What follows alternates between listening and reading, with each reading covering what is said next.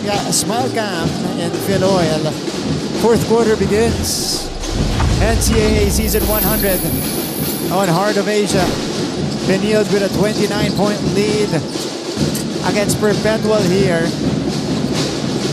And it's been an outright domination for the Blazers.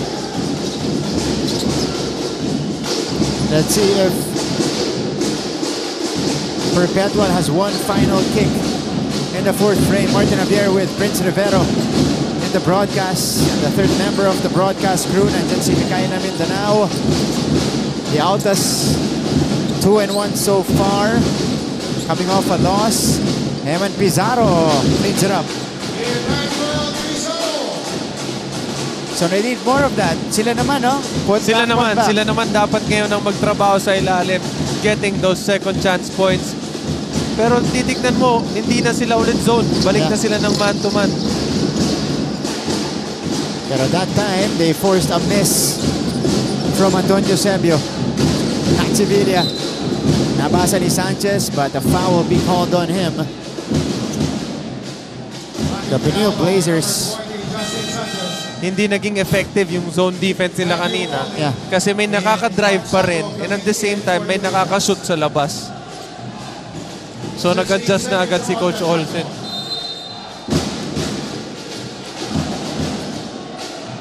Mga bagong tao para sa Perpetual Altas. Axel Manuel. Here's the three-pointer for their new guy. Ito si Brian Manuel. Papioli gets fouled. Now we go courtside for her fourth quarter report. Nandito ulit si Mikaela Mindanao. Mikaela, go ahead. Prince and Martin, the Benilde Blazers are continuing to dominate and prove why they are number one. Sabi nga ni Allen Liwag na ang instruction sa kanya ni Coach Charles is to dominate dahil ang presence niya under the rim and ang kanyang rebounding ang pinaka-inaasahan. In their huddle, they were reminded by Coach Charles na hindi sila pwede mag-relax, lalo na when their score is up, dahil they don't want to build bad habits. Kung paano sila nagsimula, ganun din nila tatapusin ang game na ito. Consistency lang every game dahil ang consistency ng every player ang kailangan to surely get this win. Balik sa inyo, Prince and Martin. They beat EAC by 22 points in the previous contest. Now they're beating Perpetual by 27 points. And ang instruction si Coach Charles, diinan natin hanggang dulo. Let's not give them any hopes in this game. And that's a mark of a contender, Prince, dito sa NCAA. Alam mo yung mga great teams na tinatawag nila, isa sa mga palaging nire-remind ng coaches nila sa mga players. May mga teams na malalakas na pag nagkaroon ka ng kalaban na malakas, maganda, malakas yung laban.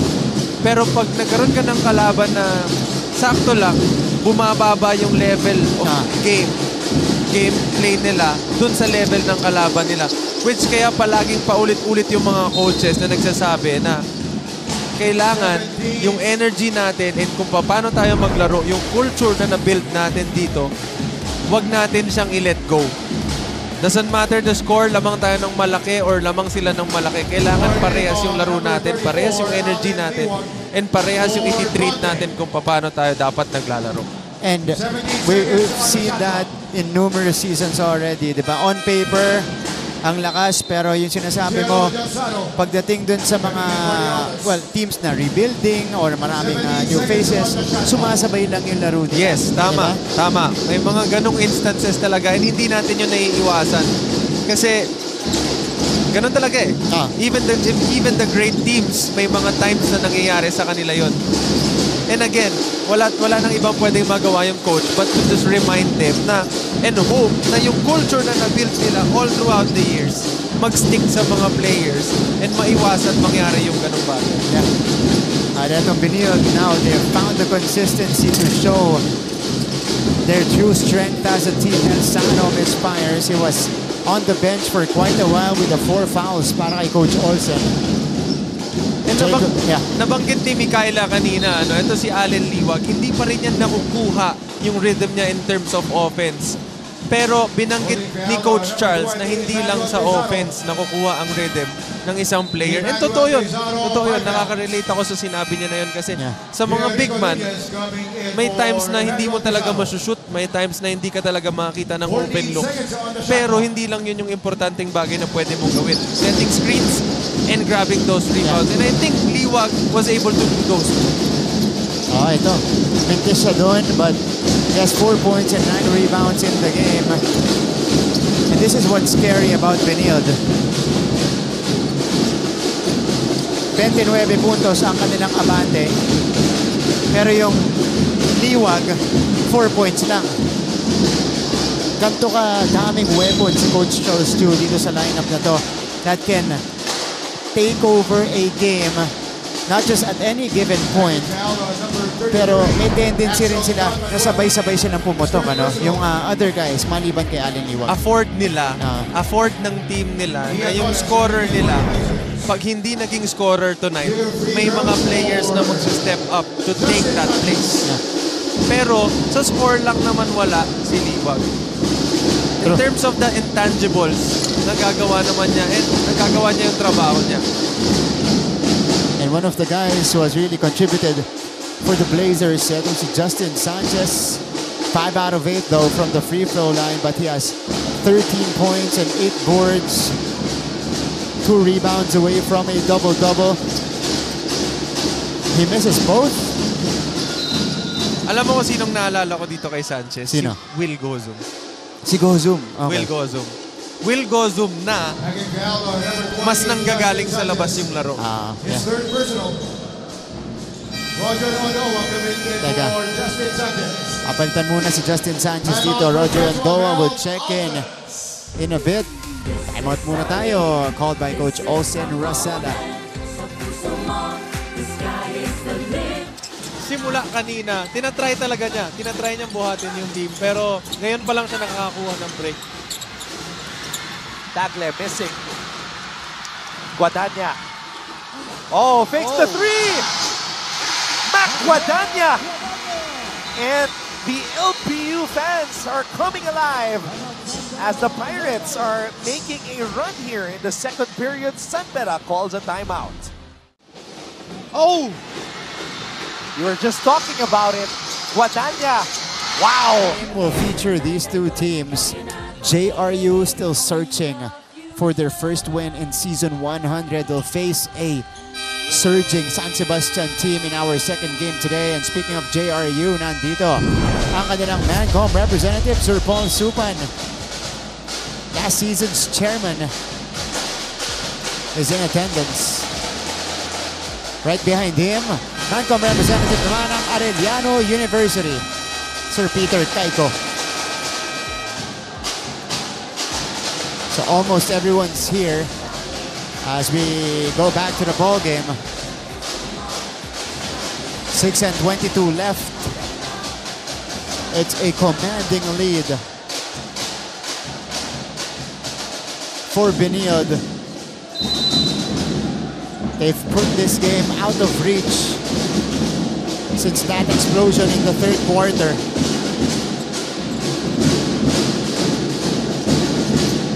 Jericho Nunez, a non-factor so far. Elsano, Marco Cruz. Elsano, fading, missing. Coho Cruz collects it. Another chance for the Altas. Coho Cruz will create. Ito si Orgo. Shot clock is at 5. Sean Orgo against Torres. Orgo needs to put one up. He lost the ball. And forward pass going to Roger Ondoa, who doesn't make it on the other end. Dito na si Mark Coho Cruz. Coho Cruz. Wow! Nakmama yung bata. Strong move yun. Yeah. Strong move yun. And dapat naman talaga ganun kapag umatake ka ng fast break, lalo na pag mas malaki yung pantay mo. Para hindi niya magamit yung length advantage niya, no? Height and length advantage. You have to create that kind of separation. Yun nga lang, dapat nasushoot nila yung mga ganun kalalapit na tira. And again, yun yung naging main problem nitong Perpetual dito sa game na to. Marami silang nakukuhang second chance points, marami silang nakukuhang attempts na magaganda. Hindi lang nila nako-convert. Kaya lumaki yung lamang ng Second chance points ng Perpetual, 9. Benilde, 19. Offensive rebounds though, hindi malayo. 17 para sa Benilde, 15 para dito sa Perpetual. So you're right. Yan yung problema sa Perpetual today. They're getting the second chances, but they're just not converting. And again, wala sila masyadong turnovers. Yeah. So hindi nila tinatapon yung bola. Meron silang attempts, hindi lang nila ma-shoot. Yeah. Mas marami pang ang turnover itong Benilde. 10 turnovers compared to 9 for the Altas. Benilde yung may 10 turnovers. Liwag. No good on the scoop. Orgo now. Didiscarte. Boral off the handoff. Boral. Yes, he gets the roll. JP Boral continues to create. He leads Perpetual now with 9 points. But just 4 out of 10 from the field. Alam mo yung sinasabi nila na it's just not your day. Yeah. Even their 3-point attempts, they only made 2 out of 23. Napakababang ng percentage ngayon. And meron silang 15 out of 45 sa 2-point attempts. So, dun pa lang makikita mo na nagsastruggle talaga sila buong game. Andun sila in terms of dun sa number of possessions na meron yung Benilde. Hindi lang nila ma-convert. Goho Cruz. Also with 9 points. Nakita mo yung emosyon na nilabas ni Goho Cruz.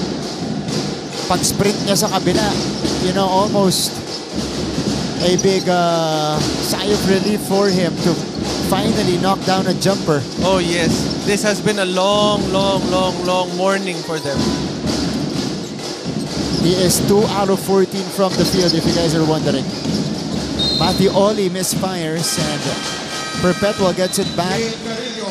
So a platoon of players coming in for Coach Charles. Ito yung galaw ni JP Boral kanina. While Marco Cruz this time, one dribble inside, blowing by Ondoa and nailing the pull-up J. Edson Serrano is back in the contest.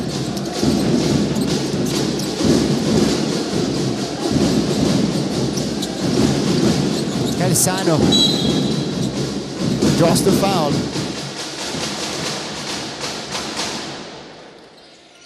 So for Benilde, on the floor as well is Carillo. Ito si Calzano.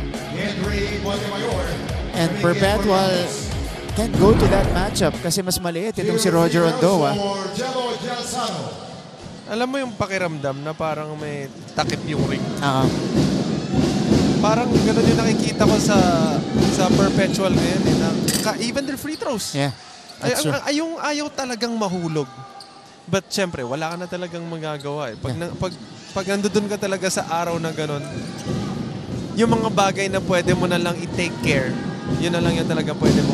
Matuto ka na lang. Matuto ka na lang dun sa mga happenings dito sa game na to.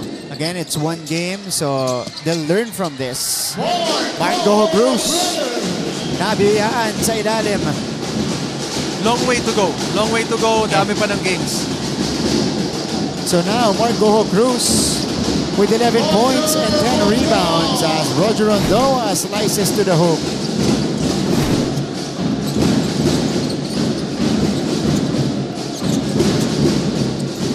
The rookie, I think this is his first double-double in the NCAA. Talking about Marco Cruz. 11 points and 10 rebounds.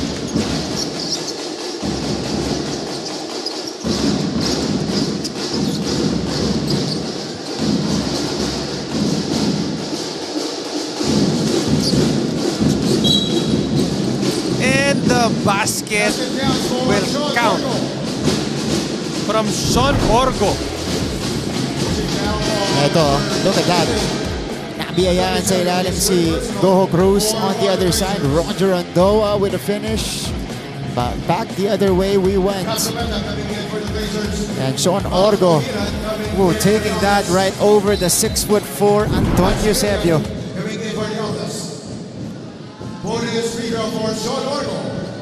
So Sean Orgo to the free throw line. Prince, if you're Perpetual, this should not discourage you moving forward, no? Oh yes, this should not discourage me. And syempre, coming to this game, CSB has already 3-0. They won't get to that position if basta-basta lang sila na team. Yeah. And alam naman ng Perpetual na they're gonna be in for a good game. Yeah. And nagkataon lang siguro na ando dun sila sa araw na ayaw talagang mahulog. And again, sinabi mo, kailangan matuto ka na lang, learn na lang from this game. Marami pang games. Tingnan mo kung ano yung mga bagay na na-achieve ng Perpetual ngayon. Yung rookie nila, na marami pang years na lalaruin para sa team nila, is having a double-double already. Yeah. 10 rebounds, 11 points. Unang double-double niya to. Doon pa lang, alam mo na yung player mo may nag-gain dito sa game na to. And syempre, after nito, panunurin mo yung videos again and then makikita mo kung ano yung mga mistakes na nagawa ninyo and mga bagay na pwede nyong ma-improve pa. So, yun yung mga bagay na positive naman para sa Perpetual. For the Benil Blazers naman, second straight game, well, dominating an opponent. Demoralizing them here. This should put them in a legit finals contender status or championship contender status sa NCAA. Para dun sa mga nagda-doubt, these past 2 games, dapat nabura na yan lahat. Parang, ano na to statement game. Yeah. And looking at the lineup ngayon ng Benil Blazers na nasa loob ng court, Coach Charles giving chance dun sa mga players na possible nakakailanganin niya dating dun sa end stretch nitong season. Importante to kasi to get game experience. Making sure na alam nila yung pakiramdam na naglalaro sa loob ng court, doesn't matter malaki or maliit yung lamang. Yeah. Serrano inside, Carrillo collects it, had all day to shoot that one, he misfired. We're inside the final 2 minutes of this one, we're just waiting for the final score. They swing it around here. That's Sevilla.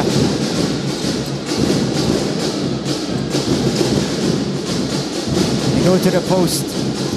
Sevilla, one-legged fadeaway will not drop inside the final minutes.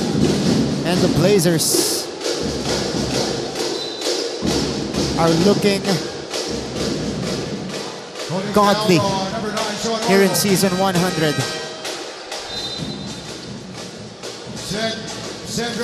Javier. Axel Javier coming in for the first time para sa Perpetual. Imagine, if alam mo kung ano yung nangyayari sa Benil netong summer bago this season, kung sino yung mga nakaka-tune up nila, kung sino yung nakakasama nila sa practice, makikita mo talaga na yung possible na growth na na-achieve nila, napakalaki compared dun sa last year nila. May mga players na nawala, pero yung mga players na naiwan, yung naging preparation nila para this year's season, napakaganda. That's right. Gabi Cometa, or Cometa rather. This guy is the mid-range master. First season as a Blazer, returning to the NCAA, former member of the San Pedro Red Lions. And now, he has found a new home in Taft, and Cometa is still terrorizing his defenders. Richard Movida. 25-point lead for Benilde. Javier. No, that's a difficult take. Benilde is still playing, but they'll probably run the clock. Nope, sabi ni Cometa, I still got it in me. Draining the jumper from inside the arc.